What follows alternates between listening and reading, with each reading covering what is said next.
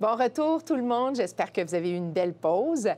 On revient maintenant pour parler d'un sujet, mon Dieu, est-ce que c'est un sujet tabou? Je ne le sais pas, mais c'est l'équilibre budgétaire, qu'est-ce que ça donne? C'est-tu possible dans le contexte post-COVID où les gouvernements ont eu à investir beaucoup? Luc Godbout, rebonjour. Rebonjour. Alors, tu vas nous parler justement mon Dieu, c'est pour ça que je dis que c'est un tabou, hein, de cet enjeu, parce que certains disent que finalement, c'est pas pressant, l'équilibre budgétaire, puis on peut reporter ça à plus tard. On a parlé avec les taux d'intérêt en particulier. C'est un tabou qui n'en est pas un, parce que dans le fond, on s'est doté d'une loi au Québec forçant le gouvernement au retour à l'équilibre budgétaire. Dans 5 ans. Dans 5 ans. Fait que moi, ce que j'aborde, c'est ça, essentiellement, c'est de dire, est-ce que c'est possible, dans le contexte actuel, de respecter l'esprit de cette loi sur l'équilibre budgétaire? Il y a un petit point d'interrogation pour garder le suspense, mais on va voir au fil de la présentation qu'il y a beaucoup de défis, évidemment, pour le ministre des Finances. Mais pour commencer, je vais essayer justement de revenir à l'idée même de la loi sur l'équilibre budgétaire, puis même essayer d'expliquer un peu les concepts. Ça semble simple, là, mais c'est quoi l'équilibre budgétaire? Alors, puis vous savez que vous pouvez toujours poser des questions, puis qu'à la fin, bien, on pourra griller Luc un peu sur les différents concepts qu'il nous aura présentés. Parfait. Donc, à toi la parole. C'est bon. Donc, l'équilibre budgétaire, c'est simple. Quand nos revenus sont plus grands que nos dépenses, on fait des surplus. Puis quand nos dépenses sont plus grandes que nos revenus, on fait des déficits. Puis là, après ça, la question, c'est, est-ce grave de faire des déficits? Bien, ça dépend. C'est-tu grave? Non, c'est pas grave, mais ça dépend, ils sont causés par quoi? Est-ce qu'ils sont causés par le fait qu'on ne collecte pas assez de revenus pour notre ambition de dépenses? Donc ça serait lié à la structure ou sont liés à la conjoncture économique. Donc clairement, actuellement, c'est lié à la conjoncture, les déficits. Donc c'est correct, c'est souhaitable de faire des déficits ou c'est normal. Mais dans 5 ans, est-ce que ça sera encore normal de le faire ou dans 10 ans? Donc c'est ça qu'il faut regarder.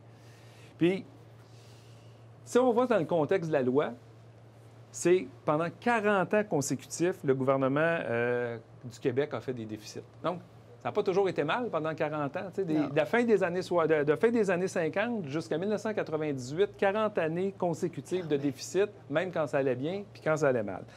Donc, là, ça l'a obligé, le gouvernement, à se doter de la loi sur l'équilibre budgétaire. Pourquoi?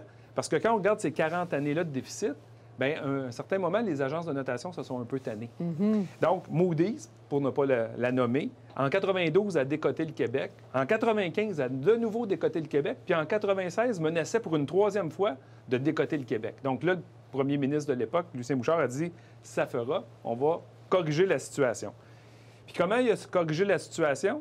Bien, d'abord, dans son discours inaugural, il a mentionné l'obligation du gouvernement de retrouver l'équilibre budgétaire. Puis, un discours inaugural, c'est important. C'est la première fois que le premier ministre prend la parole à l'Assemblée nationale, donc ça doit être symbolique. Là. Et donc, il a dit qu'il fallait réduire les déficits, puis ça n'avait qu'un seul but, donc un seul objectif, préserver la qualité de vie des Québécois, protéger nos institutions et prémunir les générations futures contre la dette et la désespérance. Donc, on voit que c'était quand même assez fort pour Lucien Bouchard. Et un autre élément de contextualisation, la loi a été adoptée en 1996, ça fait 25 ans. Elle a été adoptée à l'unanimité. Puis, encore aujourd'hui, elle constitue donc une contrainte légale. Fait qu'on va essayer de comprendre c'est quoi cette contrainte légale-là du gouvernement. Puis, dans le fond, ce cadre légal-là, bien, ça a pour objectifs principaux, si on devait avoir un seul mot en tête, empêcher le gouvernement de faire des déficits ou l'obliger à équilibrer son budget. Québec n'est pas le seul à avoir ce genre d'initiative-là. Il y a des provinces canadiennes qui ont des règles similaires, d'autres pays. Mais on va essayer de comprendre la nôtre, notre règle québécoise. Donc, le déficit est interdit en tout temps, sauf il y a 3 permissions possibles. Les 3 cas d'espèce sont les suivantes. Utiliser le concept de réserve de stabilisation. Je vais expliquer c'est quoi. Puis il y a 2 autres éléments que je vais expliquer un petit peu plus tard aussi. Puis si on utilise le concept de réserve de stabilisation, la loi ne s'applique pas dans le fond. Bon, c'est quoi une réserve de stabilisation? Une réserve de stabilisation, c'est dans le fond une règle qu'on s'est donnée ou un concept qui, pour faciliter la planification budgétaire du gouvernement, dans le fond, c'est rien d'autre que tu fais des surplus dans le passé, ça ouvre le droit de faire des déficits dans le futur. Donc, c'est ça, en gros, là, prendre les surplus passés pour se donner le droit de faire des déficits dans le futur. C'est pas de l'argent en banque. C'est pas de l'argent en banque, il faut bien le comprendre. C'est pas placé à la caisse de dépôt, c'est pas... Il n'y a rien de ça, mais ces surplus passés-là, ils ont réduit la dette. Les déficits qu'on va faire plus tard, ils vont venir ramener la dette au même niveau qu'avant. Donc, si on regarde, là, depuis 2015-16, le gouvernement a engrangé des surplus. Première année, 2,2 milliards. L'année suivante, 2,3 milliards qui s'est ajouté. Et juste avant la fin, au 31 mars dernier, on avait, grosso modo, disons, 15 milliards en réserve de stabilisation. Donc, 15 milliards de surplus passés qui nous donnent le droit de faire des déficits maintenant sans que la loi sur l'équilibre budgétaire s'applique. Et c'est ça que le ministre va se servir abondamment dans les prochaines années, disons. La deuxième façon de faire un déficit, même si la loi les interdit, c'est si tu n'as pas de réserve de stabilisation, puis tu fais un petit déficit en bas d'1 milliard, petit déficit au sens gouvernemental, en bas d'1 milliard. Donc, québécois. Et québécois. Parce que le chiffre n'est pas le même au fédéral. Il ne sera pas le même partout, c'est ça. Si tu fais un petit déficit, on t'oblige l'année suivante à faire un surplus d'égale ampleur et donc de rembourser ton déficit. Ça aussi, c'est permis par la loi. Donc, ça, c'est la deuxième option. Dans ce cas qui nous concerne aujourd'hui, on pense que ce n'est pas celle-là qui va s'appliquer. Et là, il y a une troisième possibilité de faire des déficits. Et la troisième possibilité, c'est la suivante. Si tu fais un déficit de plus d'1 milliard, c'est possible si et seulement si tu as des circonstances particulières et si tu présentes un plan de résorption. Donc, clairement, c'est ça que le ministre présenterait dans le futur. Donc, quelles sont les circonstances particulières qui sont prévues dans la loi sur l'équilibre budgétaire? Là, je ne nomme pas un numéro d'article, mais on comprendra que la loi sur l'équilibre budgétaire, elle donne 3 circonstances. Une catastrophe ayant des impacts majeurs sur les revenus et les dépenses, c'est un ou l'autre. Oui. Une détérioration importante des conditions économiques ou le fédéral qui modifie ses transferts fédéraux, puis ça nuit de manière substantielle aux équilibres des provinces. Clairement, les 2 premières conditions, là, une ou l'autre, on peut choisir. Est-ce que la COVID est une catastrophe ou ça détériore les conditions économiques? Mais clairement, on peut dire qu'on a des circonstances particulières. Puis éventuellement, on pourrait même avoir la 3e. Et dans quelques années, c'est ça. Donc, il nous permettrait, c'est ça, d'utiliser. Malheureusement. Et là, le plan de résorption. Si on a les conditions particulières, le ministre doit, la première fois qu'une année déficitaire est constatée, dans son discours du budget, dire quelles circonstances est rencontrées pour faire un déficit et présenter un plan de résorption. Plan de résorption qui dit, dans la première année, je dois réduire le déficit prévu d'au moins 1 milliard, 75 après 4 ans, puis retrouver l'équilibre budgétaire la 5e année. Pourquoi tout ça de même? Bien, c'est qu'on ne voulait pas, les politiciens étant ce qu'ils sont élus aux 4 ans, on ne voulait pas qu'ils présentent un plan puis qu'ils disent on fait rien les 4 premières années puis il y aura des élections après ça. Donc, on fait un effort continu à chacune des années. C'est un peu l'idée. Donc, considérant la réserve de stabilisation, la première année, ça risque d'être 21-22. Oui. Et le retour à l'équilibre budgétaire, à vertu de la loi, ça serait 2025-26. C'est ça le plan, si le plan est présenté, là, mais de toute évidence, il va en avoir un, lors de la prochaine mise à jour économique ou lors du prochain budget. Bon, maintenant, qu'est-ce qui arrive? La loi prévoit aussi ça, si en cours de plan de résorption, tu dois refaire des nouveaux déficits. Là, c'est la même logique qui s'applique. Si ton déficit est plus grand de moins de 1 milliard, bien, l'année suivante, le plan de résorption, le déficit qu'il prévoyait doit être plus petit de 1 milliard. Donc, encore une fois, tu te reprends l'année suivante. Puis si c'est de plus d'1 milliard, alors que tu es déjà dans un plan de résorption, mais là, il faut que tu en présentes un autre à l'Assemblée nationale et tu dises voici les nouvelles circonstances particulières et voici mon nouveau plan de résorption. Ça n'a jamais été appliqué à venir jusqu'à maintenant, mais c'est ça les possibilités. Le contexte est assez unique. C'est ça. Actuellement. Après ça, à quoi ressemble la situation budgétaire du Québec? Bien, la situation budgétaire du Québec avant et avec COVID. Bon, en mars, le fameux budget qui n'a pas duré longtemps présentait l'équilibre budgétaire. Puis en juin, le ministre, dans son portrait économique, a dit on s'en va vers un déficit de 14,9 milliards. Et c'est la somme qu'il y a dans la réserve de stabilisation. Donc, il dit je vais tout prendre la somme qu'il y a dans la réserve de stabilisation, ce qui fait que la loi ne s'appliquerait pas pour l'année 2020-21, s'appliquerait l'année suivante si des déficits perdurent. Bon, c'est ça en gros l'histoire. Et maintenant, le ministre est-il capable de, comme il le souhaite, comme il le dit encore plus tôt, oui, c'est ça. de rééquilibrer son budget sur un horizon de 5 ans, donc pour d'ici 2025-26. C'est ça, en gros, là, la question. Puis là, nous, ce qu'on a fait, on a fait des scénarios. Donc, le ministre en a aussi parlé plus tôt ce matin. il a convié la communauté universitaire, Oui. particulièrement celle en économie, de dire alimentez-nous. Comment on devrait faire la relance? Nous, ce qu'on a fait, c'est qu'on leur a dit voici dans quelles conditions on peut retrouver l'équilibre budgétaire. Et là, je ne peux pas rentrer dans les détails ici avec le délai imparti, mais notre scénario de base, celui qui serait le plus... Ça n'a pas été publié, ça encore, là, ça va l'être prochainement. Mais notre scénario de base... C'est une primeur. Celui qui est le plus susceptible de se matérialiser, ça montre qu'on aurait des déficits.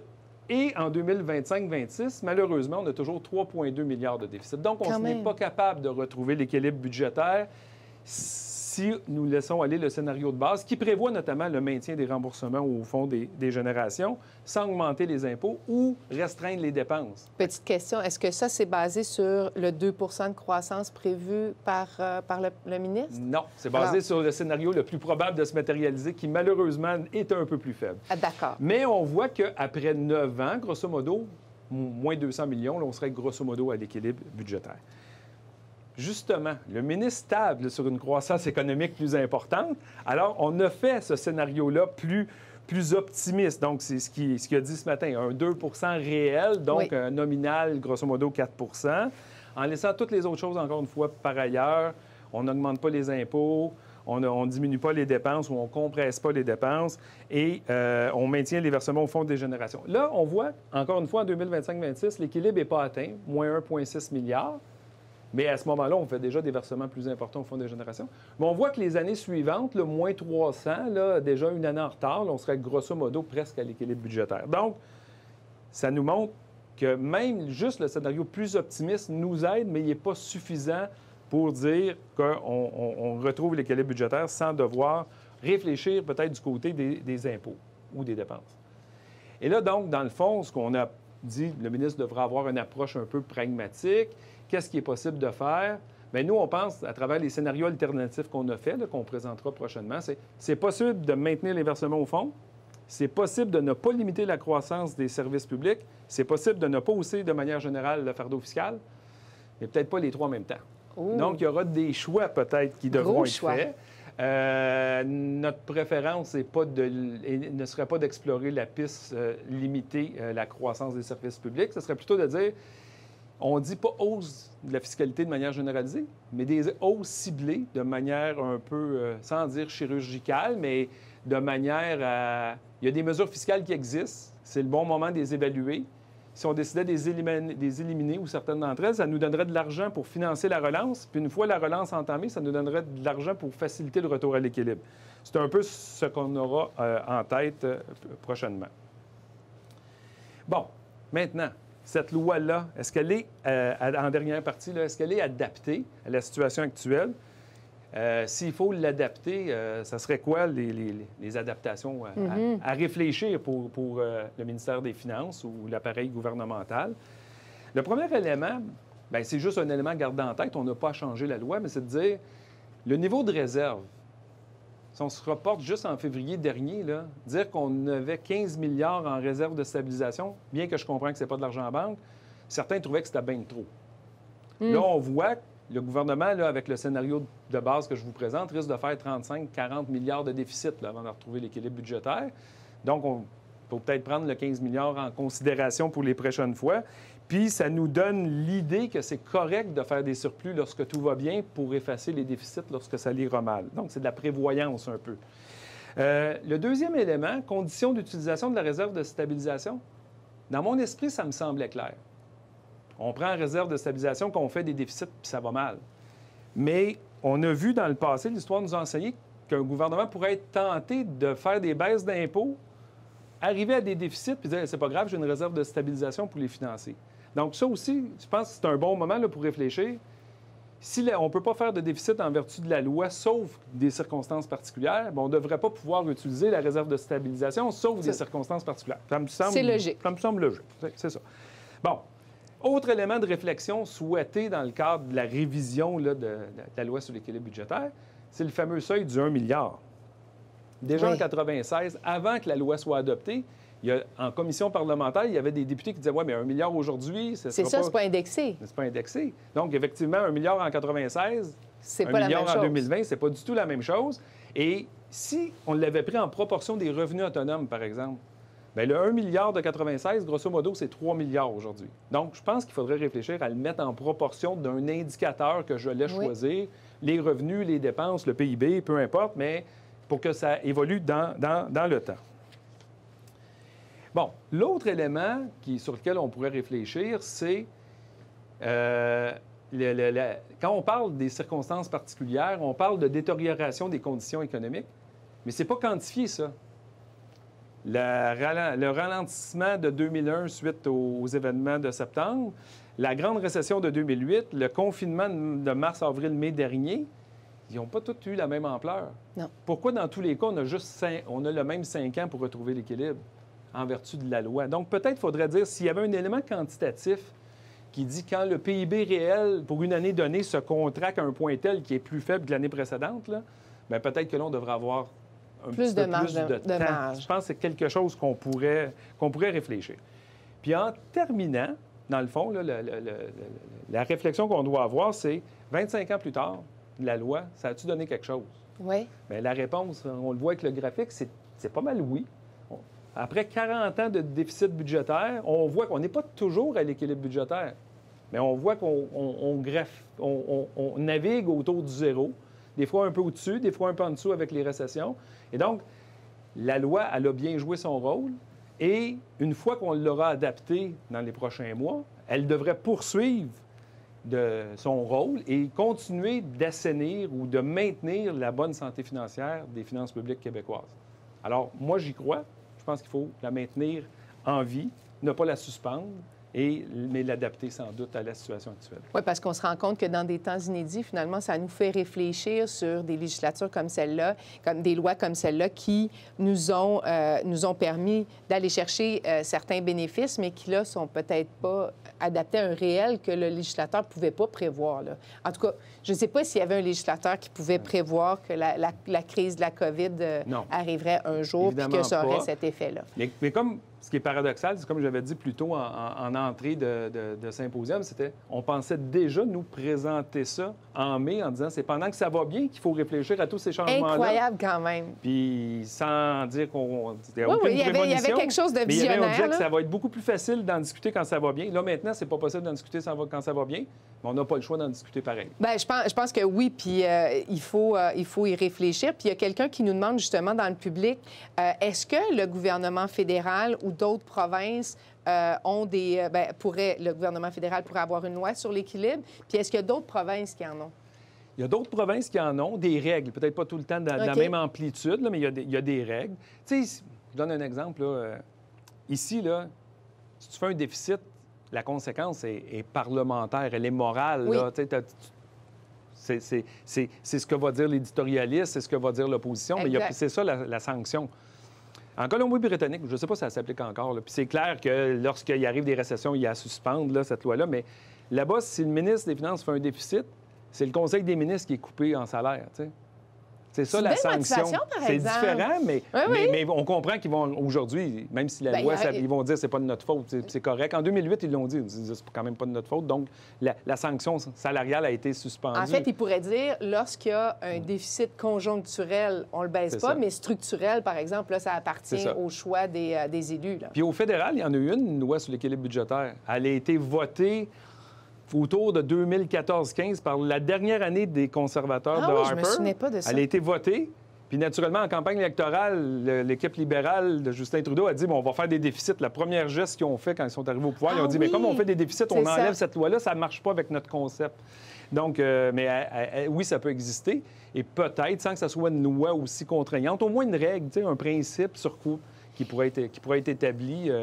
Ça pourrait arriver. Là. À l'automne, en même temps qu'on fait un plan de relance, on a déjà 350 milliards de déficit. Le plan de relance va en coûter un autre X milliards en dizaines. Là.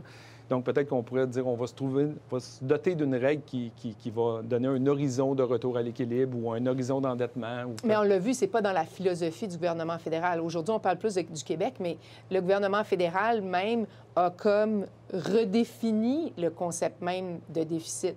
Parce que de faire des déficits quand ça va bien, c'était quelque chose qui était comme un peu révolu, justement, avec l'adoption de lois comme celle-là. On s'était dit, quand ça va bien, bien, on s'arrange pour rembourser, pour remettre les pendules à zéro, puis on fait les affaires comme il faut. Là, ils se sont fait élire, effectivement, le gouvernement de Justin Trudeau s'est fait élire en disant on va faire des petits déficits qui n'ont jamais été, finalement, autour du 10 milliards prévu. Là. Non. Puis cette année, l'année 2020-21, nonobstant la crise de la COVID, il s'enlignait sur un déficit de 28 milliards. C'est ça, c'est plus petit. Fait que dans le 343, il y en a 28 qui étaient juste parce que même si ça allait bien, on serait en déficit.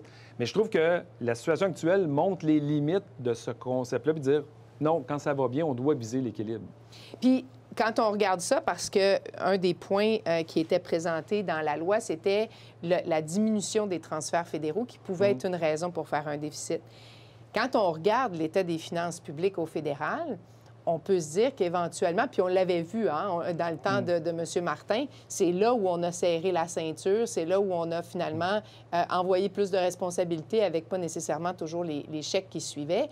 Donc, ça pourrait aussi être un enjeu pour le retour à l'équilibre éventuel. C'est sûr que du côté d'Ottawa, quand ils vont vouloir retrouver l'équilibre budgétaire, là, ils ont un peu de dépenses internes, ils ont des transferts aux citoyens, ils ont des transferts aux provinces.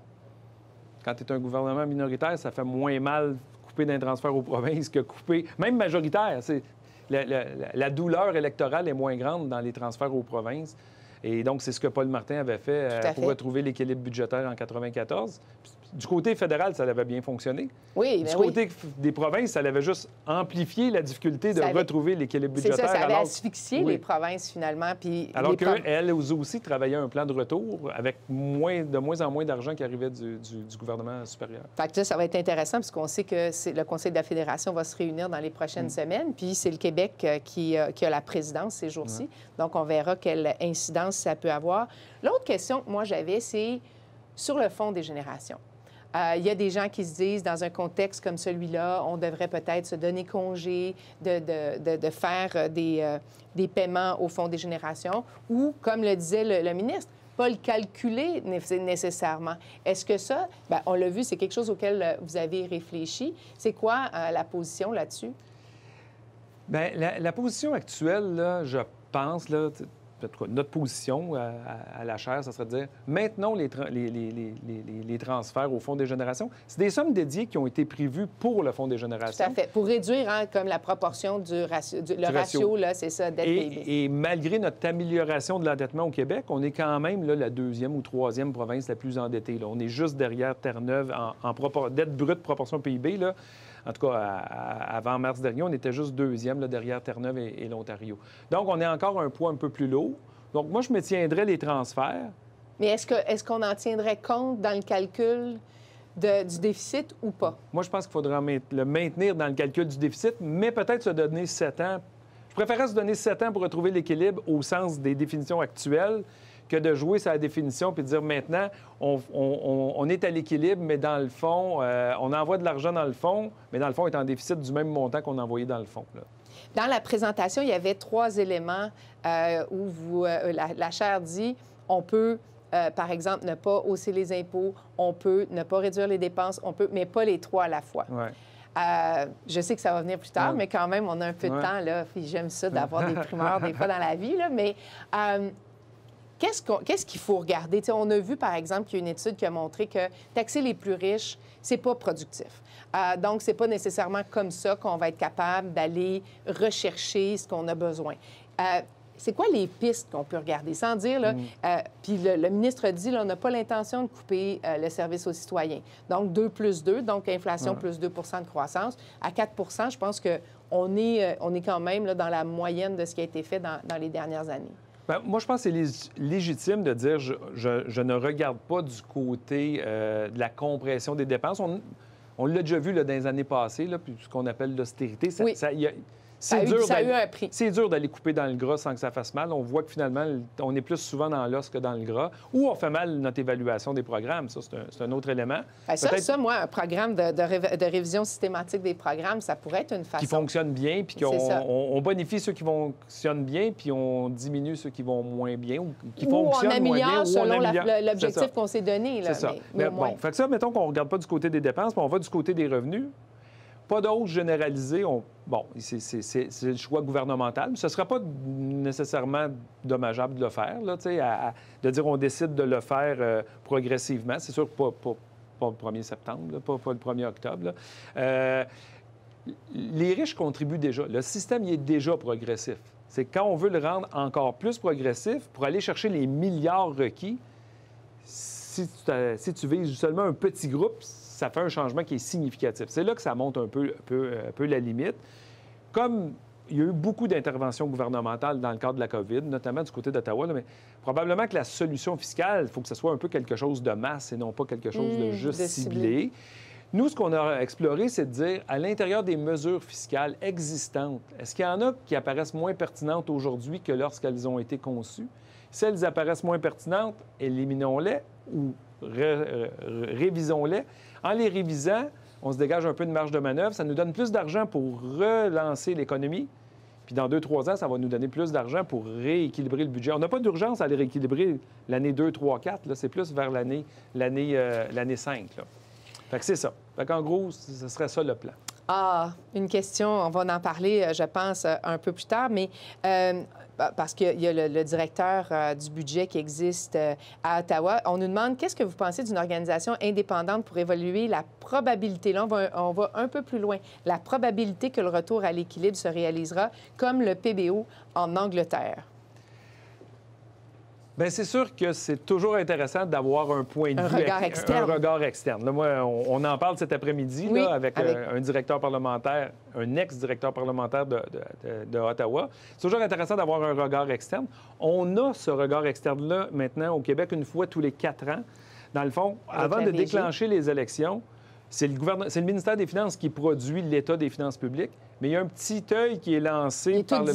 Oui, il est audité par le vérificateur général qui dit que si les hypothèses, dans le fond, il dit plausible ou pas plausible. Mais quand même, c'est le début. Donc, moi, je pense que oui, avoir un regard externe, parce que ça pourrait être tentant de dire oui, on va l'avoir, puis au fur et à mesure qu'on avance, qu'on l'ait pas, que ça soit pas aussi facile de le réaliser. En même temps, on comprend qu'ils naviguent à vue, là. Oui. Les données 5 ans qui vont apparaître en novembre, là, ils sont quand même... Il y a quand même un risque élevé qu'ils soient révisés dans le futur. Là. Bien, oui, parce que là, on est avec ou sans audit externe. Là. Oui, puis on est dans un monde inconnu. On l'a vu, la mairesse Plante s'est fait refuser le droit de faire un déficit au municipal. Et il y a quelqu'un qui nous demande, un de nos participants qui nous demande, est-ce que le concept d'une loi comme celle-là pourrait être appliqué aux municipalités justement pour leur donner un petit peu plus de marge de manœuvre dans le contexte actuel? De manière générale, peut-être pas, mais dans le contexte actuel, moi, j'ai présidé là, un petit comité. Oui, tout à fait. Un comité qui a fait plusieurs recommandations pour la ville. Dont la permission de faire des déficits pour cette année. Donc, je peux difficilement dire que je suis contre mais c'est très correct. Ça veut dire que... Mais dans le contexte actuel, c'est dur pour les grandes municipalités là, ou pour l'ensemble des municipalités de vouloir réussir à équilibrer son budget. Donc, cette condition aurait pu être levée sous certaines conditions. Ne serait-ce que de faire des surplus dans les 4-5 années suivantes, c'est ça. Bon, pour le moment, ça n'a pas été le choix du gouvernement. Donc, ça rend le défi des municipalités encore plus grand. Bien, Luc Godbout, ça met la table pour l'après-midi. Là, on tousse à vos micro-ondes. Hein? Vous avez le droit de vous faire à dîner et de manger équilibré, comme nos budgets, hein? D'avoir comme l'objectif qu'on se donne pour nos budgets. Nous, on va se retrouver à 13 h. Puis on va parler de la suite, hein, parce qu'on vient de parler de déficit. Bien, la suite d'un déficit, c'est de l'endettement. Et c'est Yves Saint-Maurice, donc mon complice, qui va animer un panel fort enlevant. Alors, donc, on se retrouve donc dans 1 heure, pour être bien sûr. Oui, 13 h pile, on me dit. Alors, on se retrouve à 13 h pile. Bon appétit.